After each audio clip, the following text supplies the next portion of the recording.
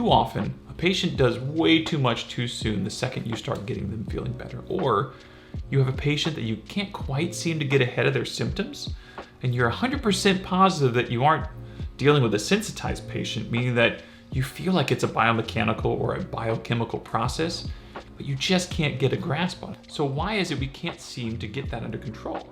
Welcome back, people to Nexus. Today we are going to be using a simple framework to understand tissue damage with and how to manage it. As a sidebar, it's also an excellent tool to use to help educate your patients so that they get a lot more buy-in with your approach. I find that if I teach someone this early on and they do have a flare-up of their symptoms, their confidence and trust in me actually skyrockets because I totally predicted it. So this is the simple chart. We have time on the x-axis, and let's just say tissue quality or the tissue collagen quality on the y-axis. Over time, specifically after 30, our tissue starts to just decline, the integrity of it. Now, the rate at which this occurs is going to be dependent on your lifestyle, your genes. And by lifestyle, we aren't just talking about health status and exercise, which is a factor, but we're talking about the repetitive nature of your activities in your life and your job, aka possibility for overuse injuries. So some have a steady, slow decline. Some have an overuse injury that's occurring, and so it's a much steeper decline. And then some people have trauma, and it's just a straight down. Now, I want to also highlight that we don't want to use negative terminology or fear-based terminology when we're explaining pain. So you want to watch out for things like normal wear and tear. I think it was Peter O'Sullivan course that I was at who he described what happens when you have a car and the tires have normal wear and tear. Well, you replace them. But that's not the case for a lot of processes in the bodies. This tissue change for us is normal. And a lot of people have no pain with these sort of tissue changes. So just be careful when you're describing mainly this yellow line going across the top, which is the normal decrease in tissue integrity, because that could, for certain people, have a fear-invoking connotation to it. Now, the key concept here is that until you get to about 30% tissue integrity, you don't really have any pain.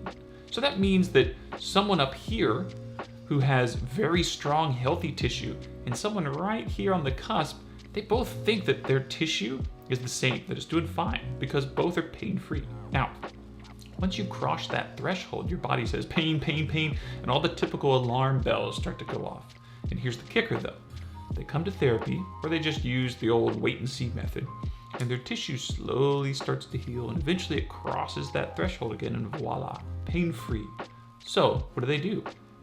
Everything they used to do. They just start going back to life. And then you have someone who is now resembling a pattern of this sort of wavy, pain-free, painful, pain-free, painful. It's our job to let the patient know when the pain stops, it doesn't mean they are ready to go back to work and everything else they were doing, possibly. It might mean that they need to continue rehab and get that tissue stronger and stronger. And I find that this actually really helps with buy-in and decreasing that self-discharge rate, which happens all the time when patients feel like, oh, I've got this now. Now, how should we think about getting this line to move up or down? Well, that brings us to the concept of healing versus damage in the body.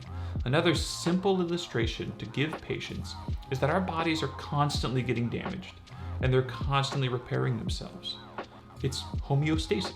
However, occasionally we get into a scenario where the damage that we're doing to our body or that we've done to our body outweighs the capacity at which our body can heal. In these scenarios, there are two ways to tackle the problem.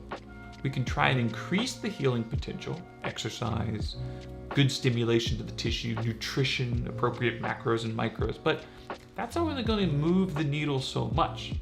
The other thing to think about is decreasing the damage we are doing to the body. We need to eliminate the negatives, poor nutrition, smoking, repetitive activities, etc. And we might help them understand what those things are that are putting poor stresses onto their body so that we can build up and heal past it.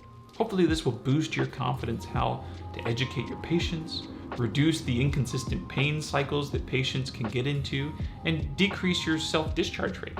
If you enjoyed this video, hit the subscribe button and the notification button. Check out our biomechanics videos and download the Anki flashcards to get your study on. Take care.